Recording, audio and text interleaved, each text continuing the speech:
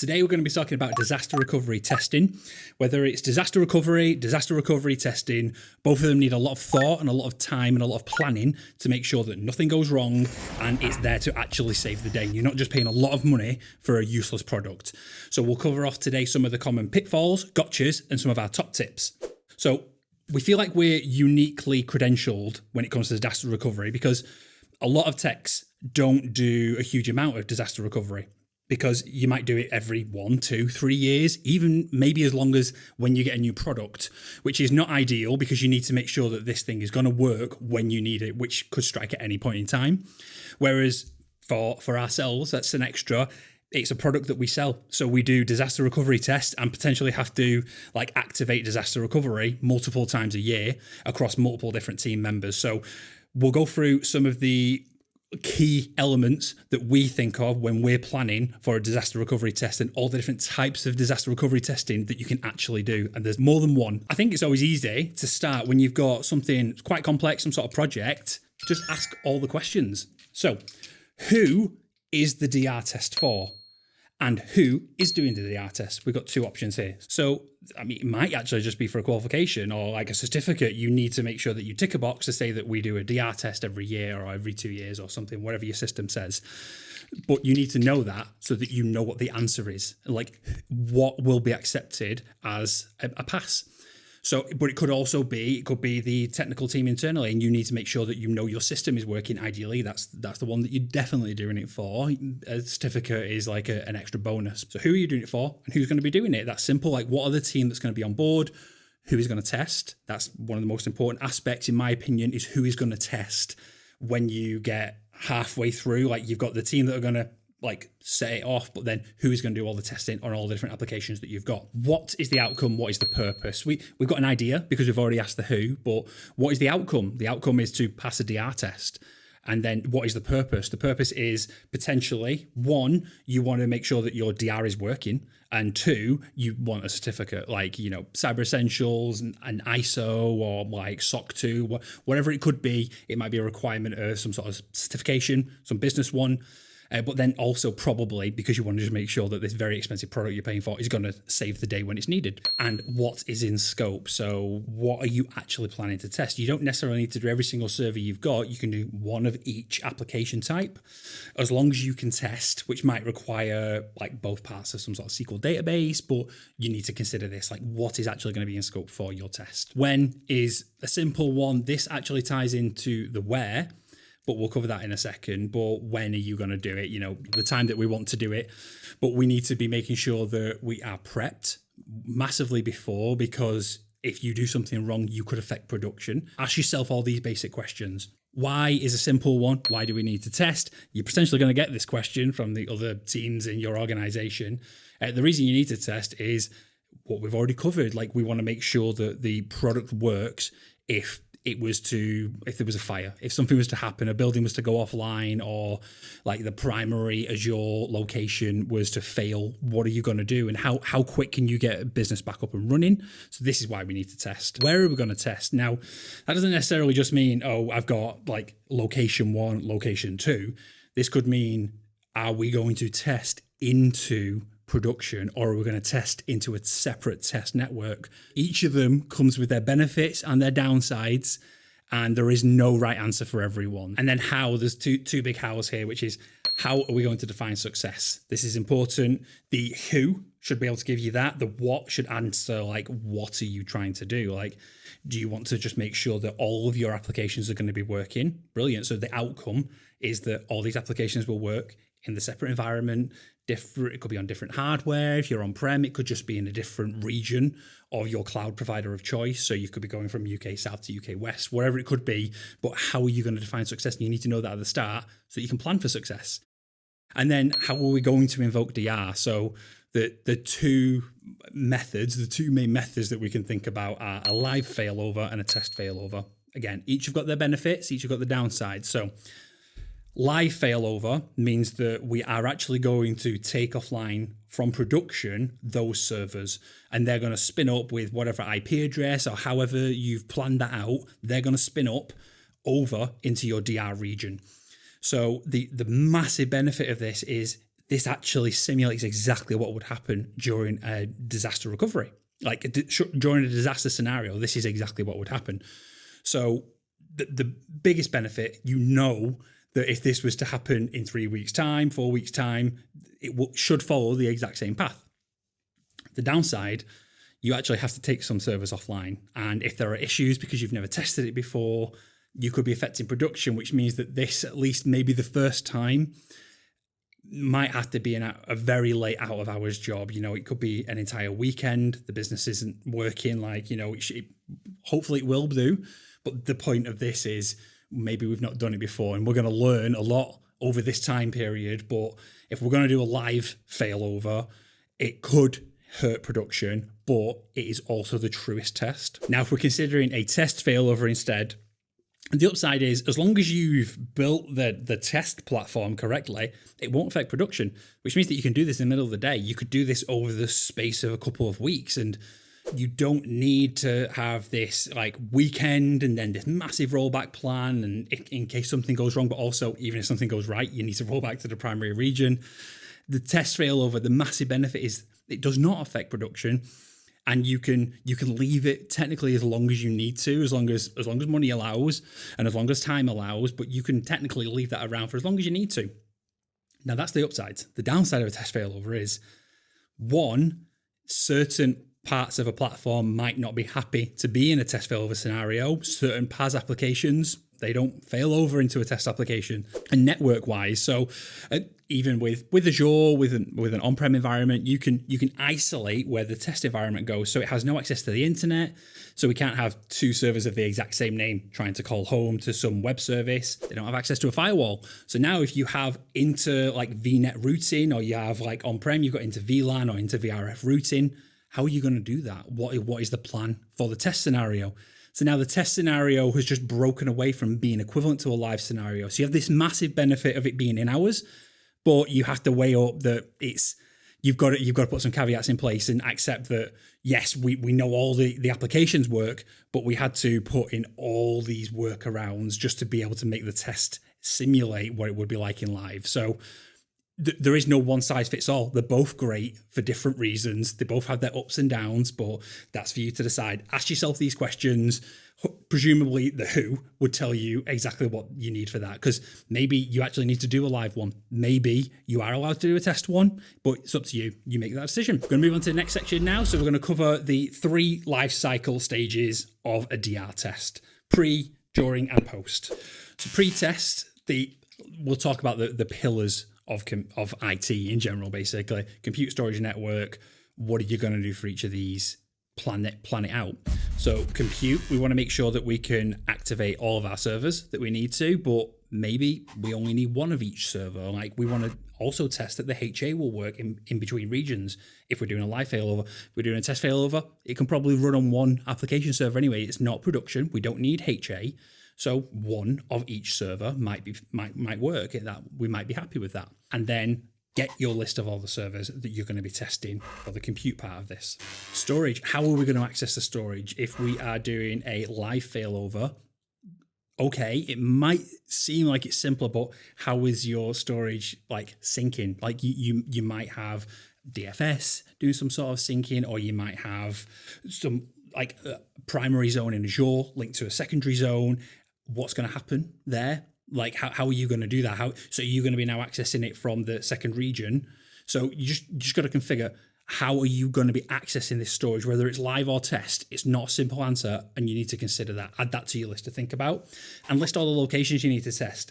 If you've got 20 different storage letters across your organization, and almost all of them are just files, and they're on the same file server, on the same Azure file storage, maybe you only need to test one because it's just files.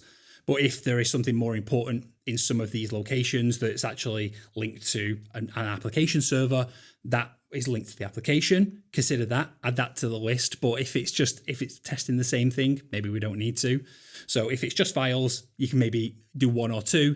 But if it's linked to an application, add that to the list as well. Network is one of the biggest considerations, though, I think, with DR testing, because it's the thing that could mean that you're doing a live or you're actually doing a test. because if you put it into the wrong subnet, you've just done a live DR test now. So yeah, network is big consideration. You may have the capability to do some sort of layer 2 extension. So your subnet in site A, site B is actually the same, which is great. That actually makes it very easy to think about what IPs the server going to be on. It's the same IP. Double check that though. IP parity, if it even isn't the same subnet, what is the parity? Are you just letting everything come up on the first IP it gets given? Or if a server is on 10.100.100.10 in location A, is it going to be 10.200.200.10 in location B?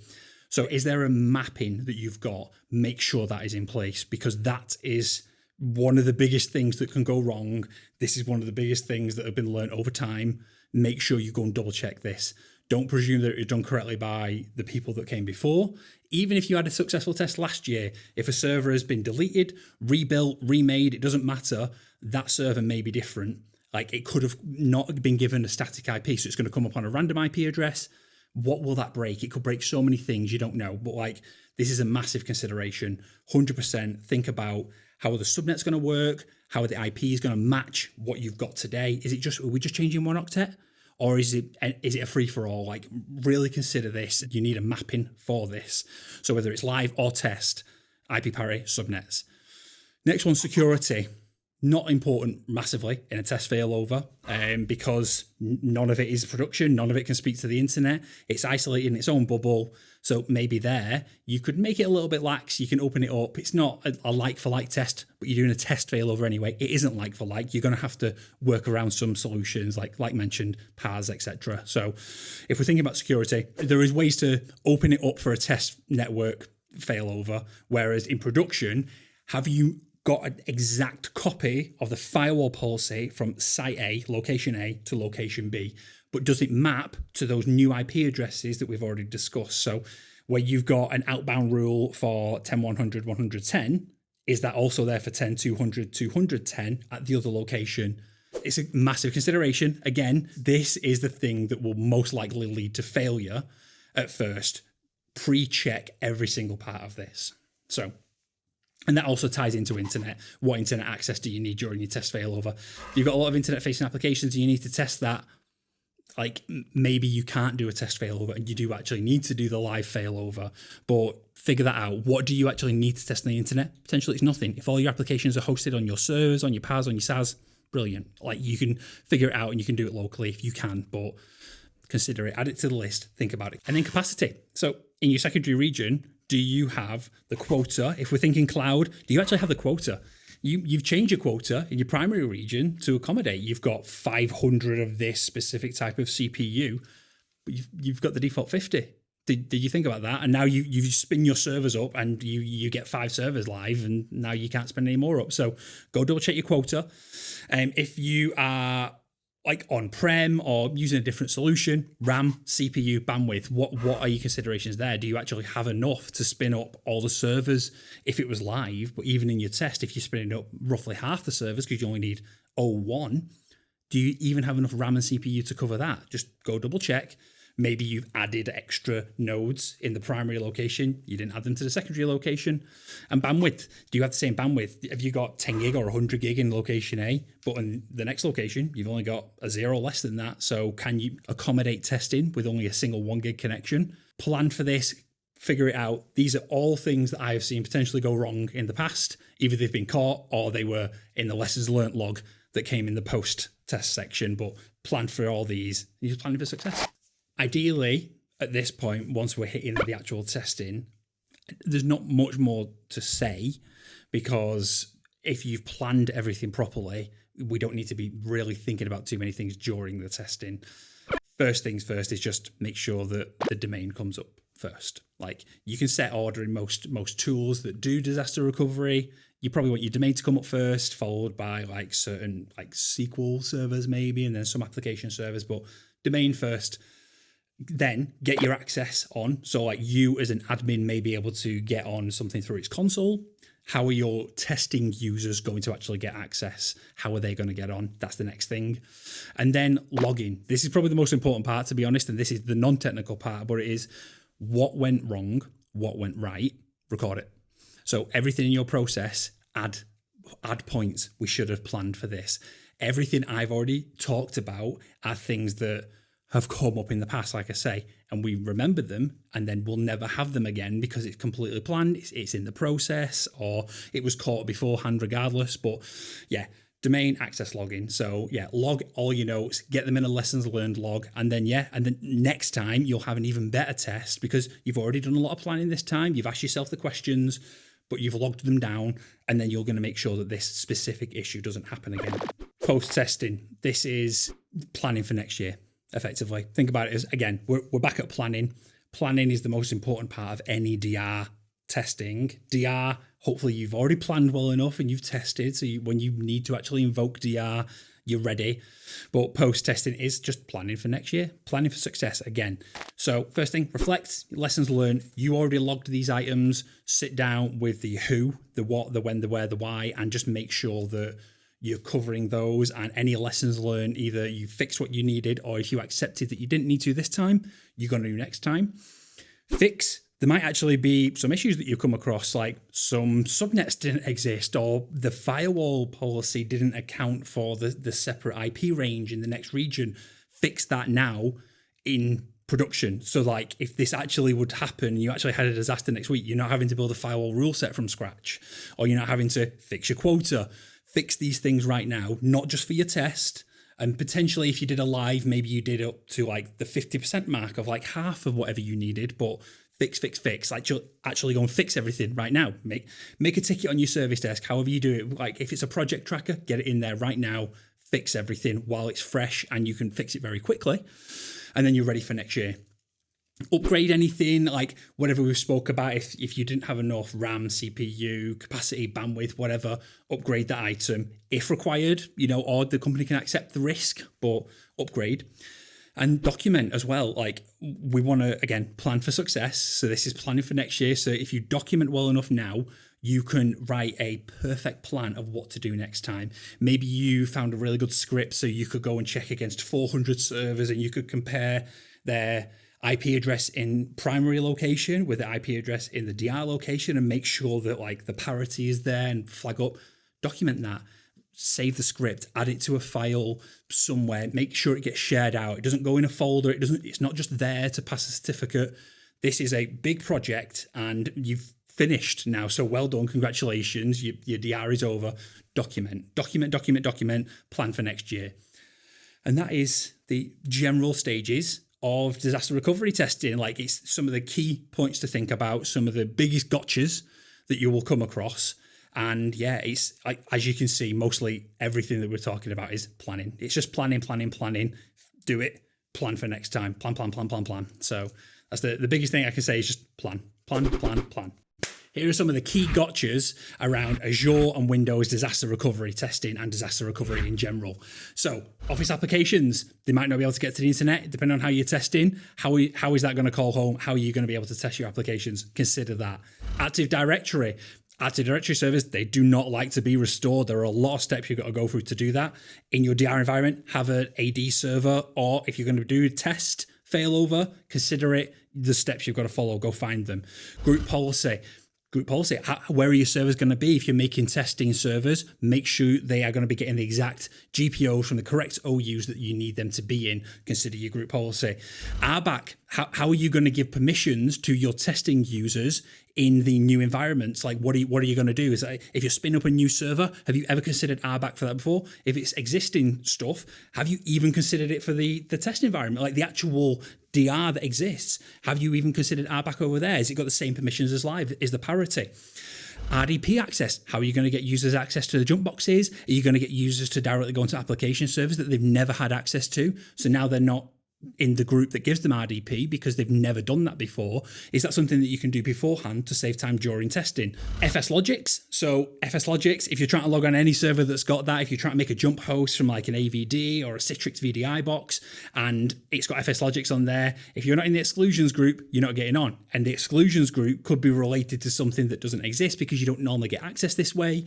Is the testing box in the correct OU? Is it getting the correct policies? Blah, blah, blah. Lots to consider. Think about it. mark it off. Windows firewall. If the IP address is changing and you've got a nice lockdown, very restricted, least privileged Windows firewall, is that reflective of the new IP address it's going to get in the test environment or in the live environment? Like if you're DRing over, is it going to be the exact same? Are all the servers that are coming in the same? Is your jump host that you're making for this, is that going to be allowed in because like your VDI that you've already got in live already does? Will everything have access this way? Stale DNS entries, as strange as it sounds, a server that has existed for 10 years and it's been upgraded multiple times, but it keeps the same IP, different operating system, even different applications going on these servers. But that server name has stayed the same for a long time. Stale DNS entries, the amount of issues that are caused by a stale DNS entry because now you booted up one very important key database or application server, doesn't work. So now the point that was like 0.3 in the chain of 7 in a chain, you turned that one on, it came up, it looked okay. You turned on the next one, it's broke, and you didn't realize because you've got stale DNS. Go check your DNS before doing your DR test. Time sync. That's just something that happens. Some things go out of sync. Some things might have already been out of sync, but now that they can't speak to NTP because they've got no internet access or they can't speak to the NTP server, whatever it could be, consider time sync. This is one more like, it will happen and it will break something, but just have it in the back of your mind. Just double check time. A lot of servers don't like to be more than 5 minutes apart. That could happen, especially DR testing, and especially if it goes on for a longer period of time. Certificates, specifically thinking like SSL certificates.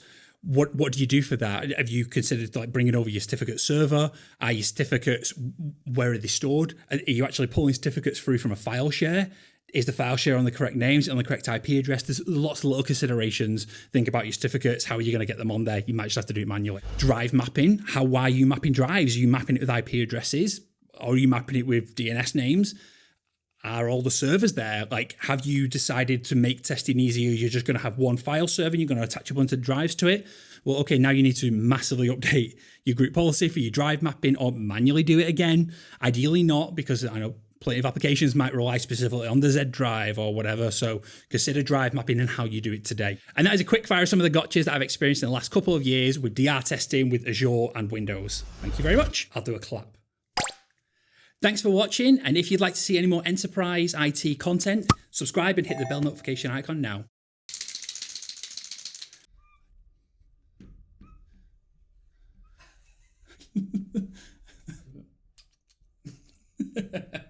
Anything else that I can draw?